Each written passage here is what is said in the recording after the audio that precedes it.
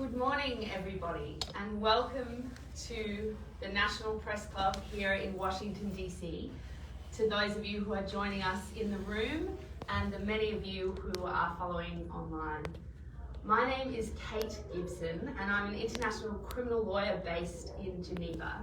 And it's been my privilege to be leading the legal team of Paul Rusesabagina since he was illegally kidnapped and rendered back to Rwanda over 600 days ago. It would be remiss of me not to mention that we're speaking to you today at the Press Club on World Press Freedom Day. And as always, we are very grateful to our colleagues in the press, particularly those who are bravely covering this story, which we believe is one of the reasons that Paul Rusesabagina remains alive today. And it's worth noting that Reporters Without Borders, an organisation, has been publishing a World Press Freedom Index every year since 2002, which ranks the level of press freedom in each country. Out of 180 countries, Rwanda ranked 155 in 2020, slipping to 156 last year in 2021. Our legal team is made up of lawyers based in Switzerland, in Rwanda, in Brussels, in Canada, but about a year ago we received some serious reinforcements. Some of the most renowned and respected and impressive legal minds in the United States came together to produce a lawsuit that is the subject of today's press conference. Today is an opportunity for us to engage and discuss with them about this lawsuit, what it says and what it means and what it's likely to do. Before I hand over to Mr. John Eves Jr. to start these discussions, I just wanted to note that this lawsuit is one in a series of legal complaints that have been brought against the Rwandan government in response to Mr. Rusesabagina's kidnapping. Legal complaints have been filed in front of courts in Belgium, in front of the East African Court of Justice in Tanzania, and there is an ongoing complaint here in the United States against GameJet, which is the airline company that was used to illegally render Mr. Rusesabagina back to Rwanda. The United Nations Working Group on Arbitrary Detention was also seized with a complaint and issued an opinion last month in which it confirmed that Paul's kidnapping was illegal, his detention is arbitrary, he should be immediately released, his conditions of detention to the United Nations Special Rapporteur for Torture. In relation to the trial itself, which is now concluded in Kigali, independent international trial monitors followed the proceedings. These monitors came from the American Bar Association and the Clooney Foundation for Justice, and they have issued a report saying the manifest violations of Paul's rights as an accused mean that the verdict itself shouldn't stand. So really a wealth of litigation that all has at its heart this idea that governments aren't allowed to do this. They're not allowed to deal with political opposition by kidnapping and torturing political opponents and activists or anyone who says something unfavourable to the regime. To talk more about this, it's my pleasure to give the floor to Mr. John Eves Jr. from the Eves Law Firm. This law firm, founded in 1963 in Jackson, Mississippi, has represented over 20,000 clients from across continental United States, its territories, and 11 foreign countries. Mr. Eves has been successful in collecting over $2 billion for clients who themselves have been the victims of state-sponsored terrorism, cybersecurity breaches, environmental contamination, and maritime and aviation disasters. Mr. Eves has litigated claims against Iran, Iraq, Sudan, Afghani terrorist organisations, corporate giants and pharmaceutical corporations. He's advocated for justice before the courts and Congress and lectured throughout Europe on the American legal system. His desire to serve the disadvantaged is what fuels his philanthropic nature, which is evident by the types of cases he pursues. And I'm very pleased to hand the floor to him now to talk about the lawsuit filed on behalf of Mr. Rusesabagina and his family. Thank you, Kate. That is very, very generous. Thank you so much. Good morning. My name is John Arthur Eves, and I am truly honored to be a part of America's legal team that's working for Paul Rusesabagina. I want to thank you for coming today in this very important case that involves national security, justice, and freedom of speech. Because every day Americans watch the forces of democracy struggle against authoritarianism around the world. But in this case of Paul, the fight is alive and well right here on American soil. Because this case will be the first case where a foreign nation has kidnapped on American soil.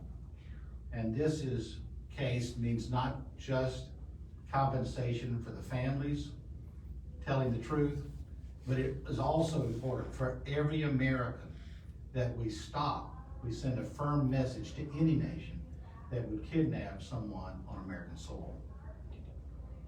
So first, let me just introduce Paul's families present today, because they have endured so much. They have endured so much more than the rest of us will ever have to endure. Paul's wife, Tatiana. Thank you. His daughter, Anais. His daughter, Kareem, beside me. And his son, Roger.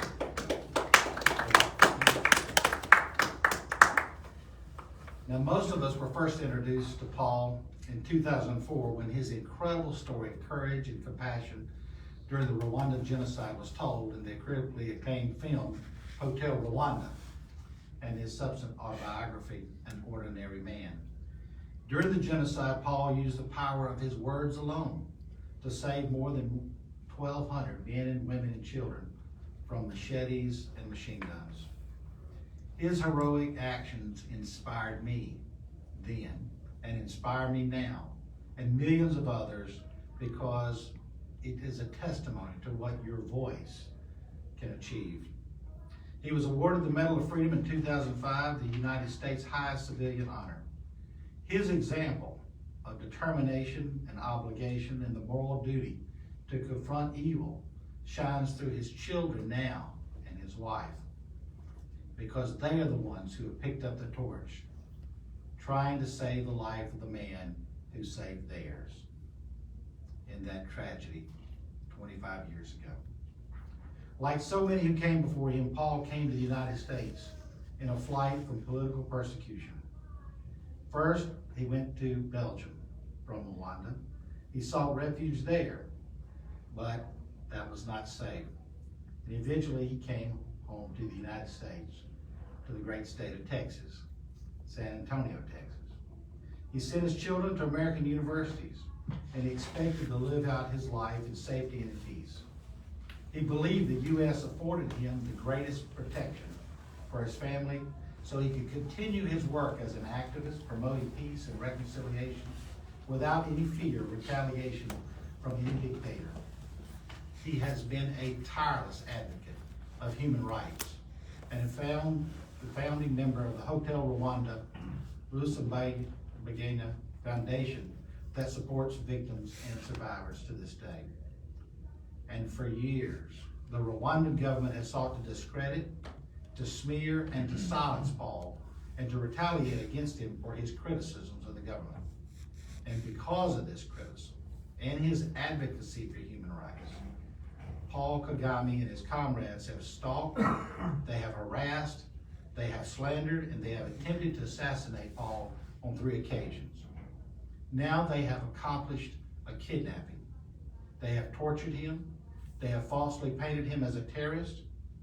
And I ask you the question, why is such an ordinary man such a threat to Kagame's regime? The lawsuit that we formally announced today tells the story of how the Rwandan government stalked Paul on American soil, lured him out of his home in San Antonio, Texas by trickery. Paul left his home thinking his escort was a bishop of the church, a man of God, but little did Paul know that the charlatan was an agent of the same group who sought to silence him and his message. Paul was tracked by special agents of the Rwandan government.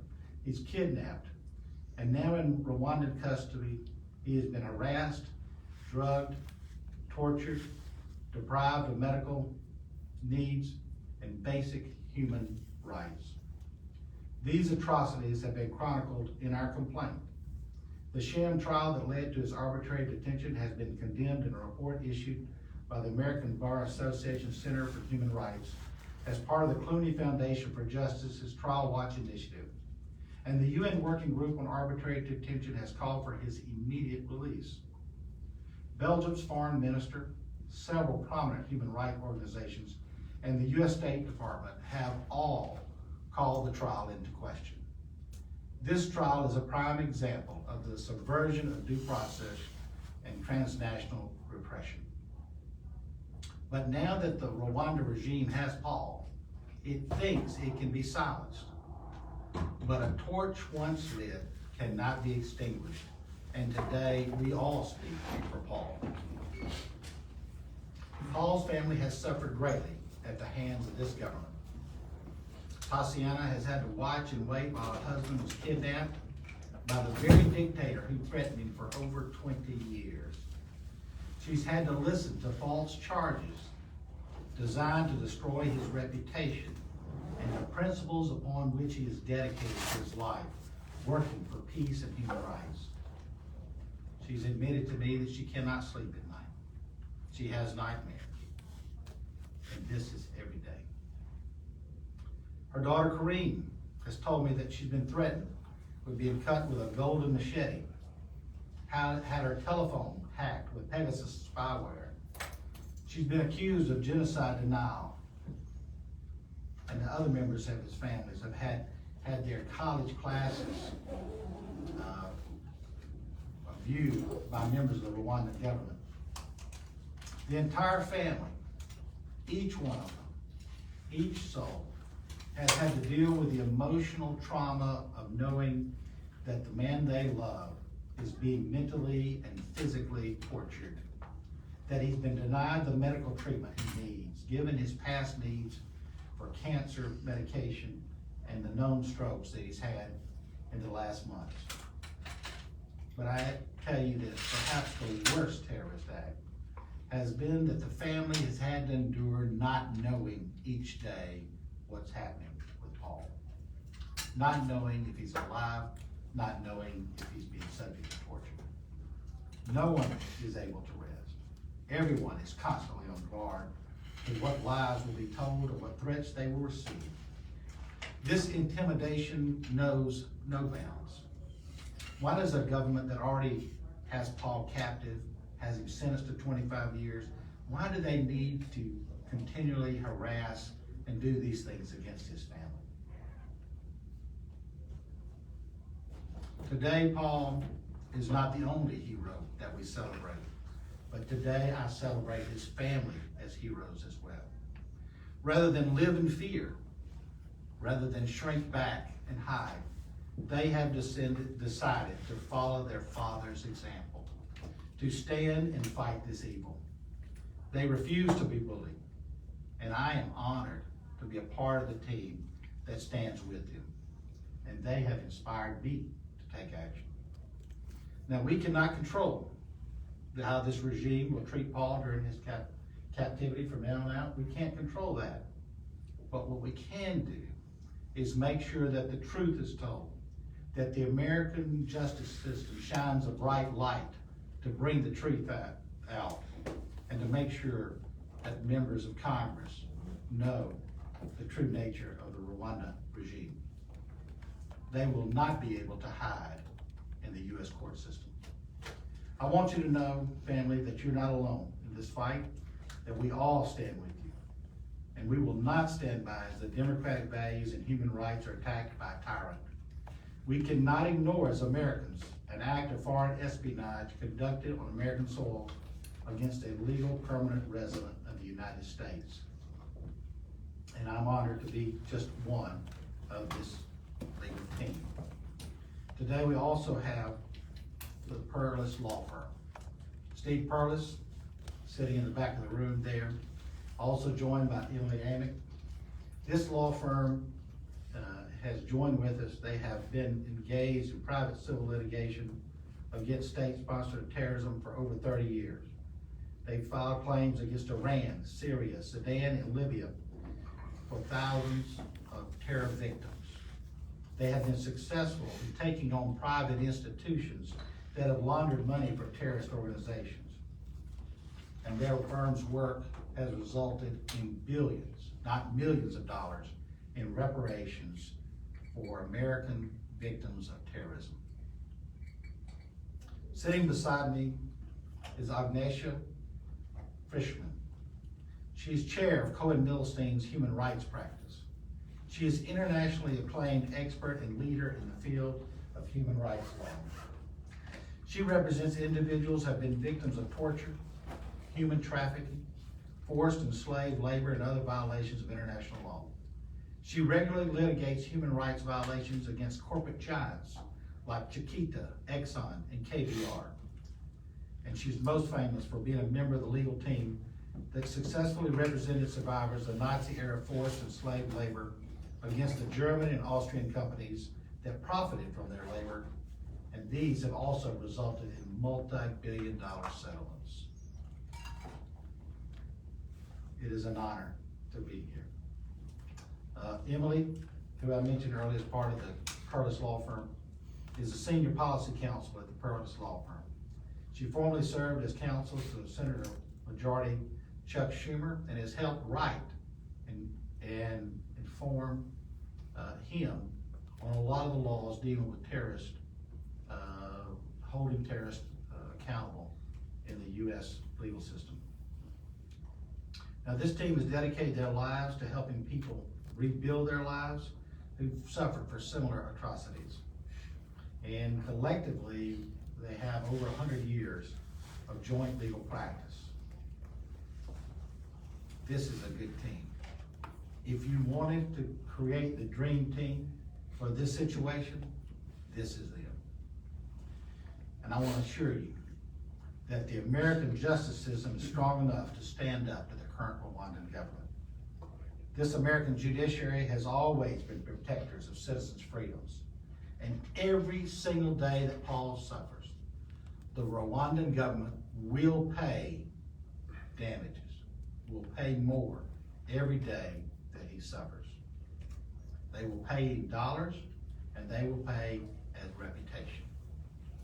President Kagame may have full control of the courts and the press in Rwanda, but when he directed acts in the United States, he made a serious mistake. The American judicial system has dealt with bullies and tyrants before. And just like they say in Paul's home state, don't mess with Texas, I'm here to tell you, don't mess with the U.S. justice system. America will not allow any dictator to commit crimes of kidnapping on U.S. soil and escape responsibility. This system has protected free speech and democracy among much more dangerous peoples than Kagame. Now, as this case moves along, we'll move into the discovery process. It is the next phase, and this is what the battlefield is. This is where the truth will come out and be revealed. And I will assure you that all of Rwanda will know that the truth about Paul when this case is over. They will know who has been deceiving them and who has been telling them the truth. This system is a powerful force in setting the record straight. We will demonstrate to the Rwandan people what a fair justice system looks like. And each stage of this case, we will shine and bring forth that truth. We will demonstrate to the world that Paul what Paul has been telling us all along about the current Rwanda regime, its anti-democratic government. And we can rest assured, because we all know that the history books are filled with stories of temporary stability gathered through fear by dictators, but lasting peace only comes with democratic freedoms. We will show this, for example, and how one ordinary man can illustrate the wrongs while showing us the right paths. Without the guarantee that we may speak, think, protest without fear, we are at risk of losing everything we in the Western world take for granted. We are at risk of losing the moral framework that has allowed us to hang the shingles of a civilized society, to erect the walls that protect us from powerful and evil men, that allow us to place a window through which we may glimpse a brighter future and open the door of democracy to the world. Today, we stand with Paul and his family, and for the ideals which we have built in this great home that we all call America. Thank you.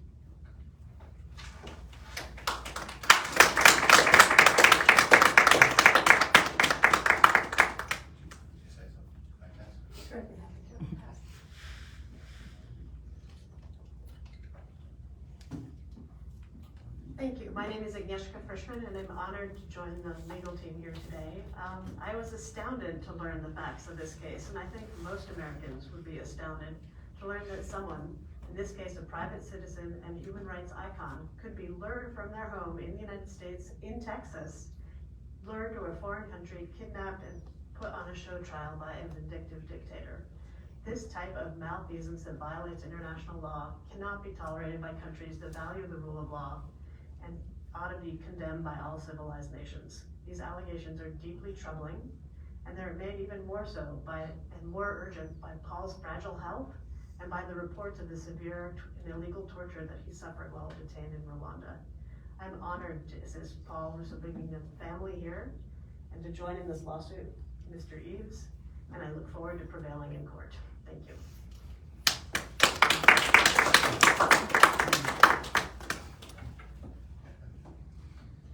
Okay.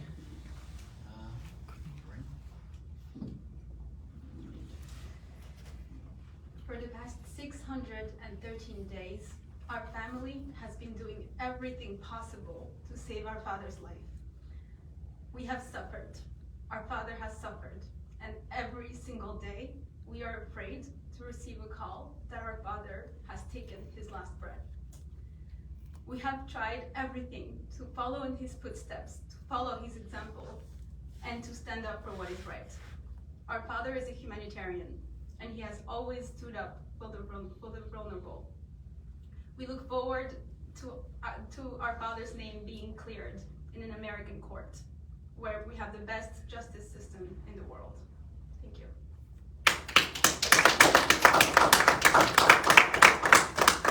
I'm going to go first. We have a couple questions that have come in from the web. And John, the first question, if you want to answer, direct it to one of the other lawyers. Can you explain a little bit more about the facts of the case, what's in the lawsuit, and why is the lawsuit being pursued in the United States? Sure. Well, the kidnapping occurred on U.S. soil. It was a violation of U.S. sovereignty for this to have occurred. And we believe that the American court system is the only court system that can truly render a fair and impartial decision as to the truth of these allegations. As you know, that Paul was in a sham trial in Rwanda that had been criticized universally by the outside world as to its fairness and its upholding to human rights protocol.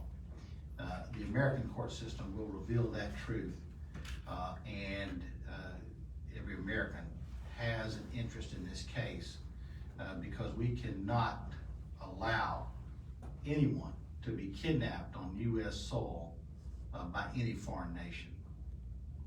And is Paul an American citizen?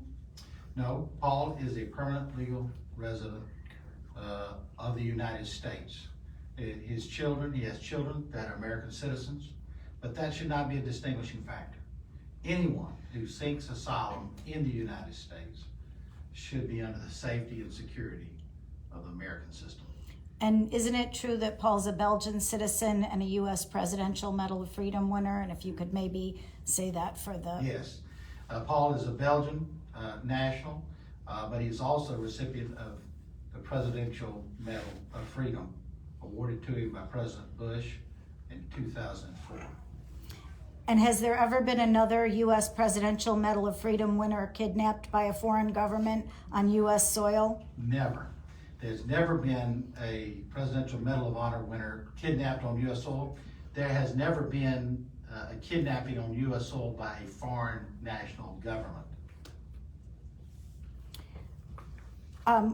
The next question has to do with the logistics of the lawsuit. What happens next in the lawsuit? What happens if Rwanda doesn't respond? If you could talk a little bit about I'd like that. to do that to Emily.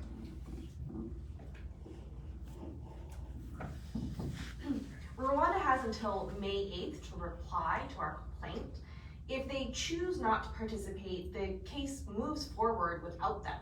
We think based on the strong evidence that we can put forward, the judge will grant the Rusesabagina family a large default judgment against Rwanda, and we have collected many times against foreign sovereigns. And we're going to go to some questions from in the room. And just for the videotape, if you can sort of repeat the question before you answer it. Yes, question for the legal team. This is a civil case. First of all, in your discovery or in your investigation, is there any evidence that would dictate a possible criminal complaint? And should the U.S. Department of Justice investigate this as a criminal action? I think I'm going to refer this to you. Thank you, Kate. Thank you very much. Certainly, the underlying conduct of what has happened to Paul rises to the level of torture. The UN Working Group on Arbitrary Detention looked at the conduct of Paul's detention and this critical 4-day period in which he was disappeared. He was kidnapped on the 27th of August and no one saw him again until the 30th when he was paraded in front of the Rwandan press. When the details of what happened to him in those interim 4 days was presented to the UN, they decided to refer that conduct to the UN Special Rapporteur for Torture. So it's likely that that conduct, and certainly in our view, that conduct rises to the level of criminal activity against him. The lawsuit that's been filed in the US is, as you say, a civil lawsuit and limited to that. The many other legal options that we're pursuing in other jurisdictions also haven't been criminal to this point, but it's certainly something that we as a legal team has discussed and it remains in the back of everyone's minds, because I think that's sort of the most difficult aspect of the case for all of us. Yes, his rights as an accused have been violated. Yes, he's been separated from his family, but we also know that he's been subjected to this physical abuse. We talked briefly about Paul's health, and I think that's worth emphasizing again here. He's a 67-year-old with a pre-existing heart condition, and one of the really sinister aspects of what the Rwandan government has done is that right after his arrest, the Belgian government shipped to the Rwandan authorities in a diplomatic case the medication that he needs in order to regulate his heart condition. That's been deprived. They refused repeatedly to give him the medication, and so we know now in the course of the last few weeks, he's suffered a series of strokes. So we're talking now about a permanent impact on the remainder of the quality of the remainder of his life. Things couldn't be any more serious, and this is why this lawsuit is now extremely important and timely, and I would say urgent. lawyers often give a really long answer if they don't, if they haven't got straight to it. But I hope I have answered the question that you asked, which was a very good one. Kate, I have another question about the lawsuit specifically. Why are you suing Rwanda, and why do you think they're behind Paul's kidnapping? Do you have any proof? One of the reasons that this lawsuit has such a strong basis is that there's not really any dispute about what happened here. The Rwandan Attorney General and Minister of Justice at the time of Paul's kidnapping, Mr. Johnson Businye, came out on television on Al Jazeera and said, we were behind this kidnapping, we paid for the plane. We have a receipt from Gainjet, the aviation company, made out to the office of the President of the Republic of Rwanda for 120,000 euros, showing the Rwandan government paying for the flight that was used in the kidnapping. It's been celebrated by the Rwandan president himself. He called it a flawless operation, the ability to kidnap Paul from American territory. So, you know, as Emily said, the Rwandans have until the 8th of May to respond. It would be very difficult for them to deny the underlying conduct that makes up the basis of this suit. Are there any other questions in the room? Okay, we have one more question from the web, and then I'm just going to go check with Facebook Live to see if there's any questions from there. John, I think you can take this and the other lawyers can chime in, but is this lawsuit symbolic? Do you really hope to go anywhere with this lawsuit? Absolutely. This is a credible legal team. They don't take frivolous lawsuits. This case is well documented. There's been a lot of investment in this case. And this case is serious. Our objective is to reveal the truth about Paul, about what he's been saying about the regime, but also to compensate this family. They've become obvious that the regime is not going to release Paul. So this family has got to pick up his torch, pick up his mission, but they also have to stand for redeeming his name in the American court system, and they also have to be compensated for this great suffering that they go through every day, that they continue to go through until we find the justice. Every day that goes by, the amount of this compensation will go up, and Rwanda will have to pay it. And we have one last question, a little bit off topic from the lawsuit, but Corinne, your father is a Belgian citizen. What's been going on in Belgium with respect to... The Belgian Minister of Foreign Affairs also called the trial a sham. She called into question the verdict because of all of our father's rights were violated. The Belgian Parliament also adopted a resolution asking for our father to be released and returned. And we know that many people around Belgium are also raising their voices and calling on Rwanda to respect the rule of law, to respect human rights, and to stop violating all established legal standards that we all live by. Is it normal for Rwanda to kidnap Belgian citizens? Rwanda has done a lot of things on Belgian soil as well, and that is why our family was no longer safe in Belgium. We have been followed in Belgium, we have been harassed, our home has been broken into. As you know, my phone was also infected with Pegasus, and that is a huge violation of my privacy. I don't feel safe going many places now, knowing that the Rwandan government can track me wherever I go, just because I stood up with my family for our father's rights. So we know what this government does, and we are thankful and grateful for this incredible team for bringing it in front of the American justice. We have one more question from the audience. Question, Corinne, to you is, again, as stated before, this is the first time that a Presidential Medal of Freedom holder, as well as a U.S. permanent resident here in the country, has been literally kidnapped off of U.S. soil.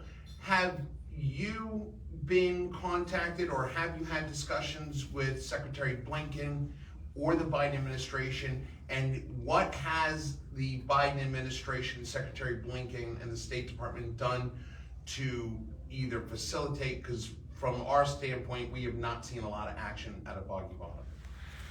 So our father's case has been taken on with the Special Presidential Envoy for Hostage Affairs, the SPIHA office. And we were grateful to have a call with Secretary Blinken last year with other families of hostages and wrongful detainees. And he assured us that they will do everything possible to bring our father home to the United States. We are grateful for the State Department's support, and we encourage the government, the United States, to continue to put pressure on the Rwandan government for our father's life.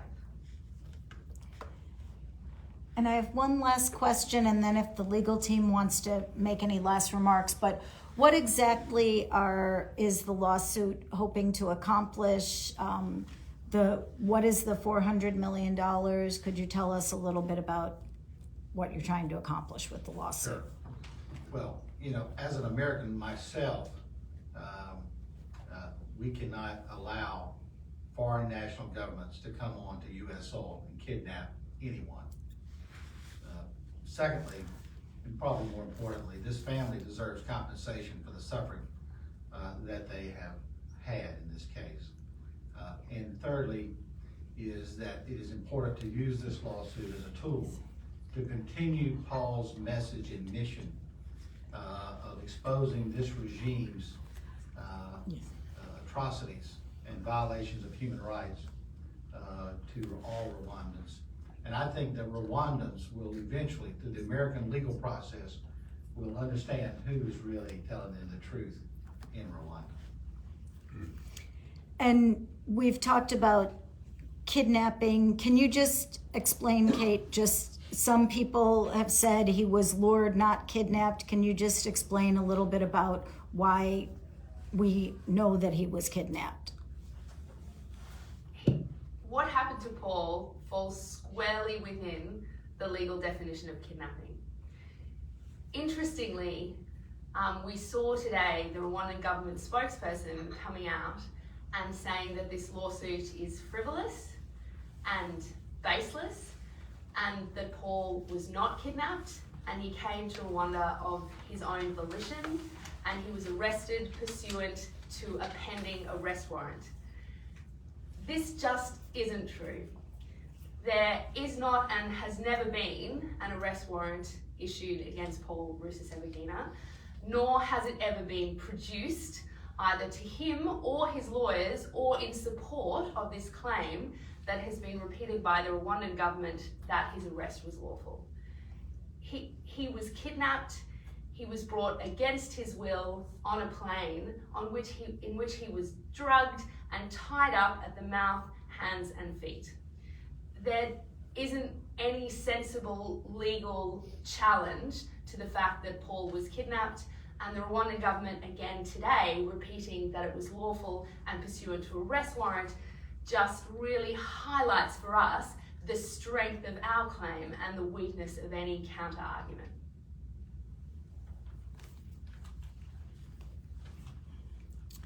Any last remarks? Any last questions? One more question and then we're really done. What advice would you give to President Kagame's supporters and friends in governments around the world, in the House and Senate, here in the UK? What advice would you give to President Kagame's friends to give to him? Well, let me just say, as a lawyer, I'm prohibited from advising the other side. But I can tell you this, that this family has endured much, and this case is a good, solid case, and that every day that goes by that Paul is sitting in that prison is additional money and reputation that Kagame will suffer from. And we have had a long history in the world of tyrants that have risen, have controlled people by fear and intimidation, and they are no longer with us. the only system that works is our democratic system. Thank you. On this one. What other outreach have you done to make Americans in Rwanda aware of this? I mean, I wouldn't have known if it wasn't for Kitty that this was happening. Green, I think I'm going to let you answer that. We have a lot of resolutions have been adopted around the world. We also have recently launched, with the help of Don Cheadle and the Hotel Rwanda family, a t-shirt campaign to raise awareness on our father's illegal detention in Rwanda. We have had several conversations with many organizations that also publish reports, such as the American Bar Association, the Kony Foundation for Justice. As you know, in Europe, the European Parliament has also adopted a resolution. In Belgium, similarly. In the United Kingdom, the Westminster Hall, the members of Parliament call them Magnitsky sanctions on Rwandan government officials. So many people around the world are talking about it, and we hope that continuing to, our father used to always say that the best way to keep a political prisoner alive is to keep speaking about him. And we are doing our very best to make sure that his name continues to be said, and that we continue to speak about him and to keep him alive. And Corinne, sorry, this really is the last, but could you talk a little bit about the Magnitsky sanctions that the Lantos Foundation has asked to bring in the U.S.? The Lantos Foundation has proposed the Magnitsky sanctions on the government officials responsible for the kidnapping of our father. We hope that the Congress will bring this forward and help us put enough pressure on the Rwandan government to release our father. Thank you.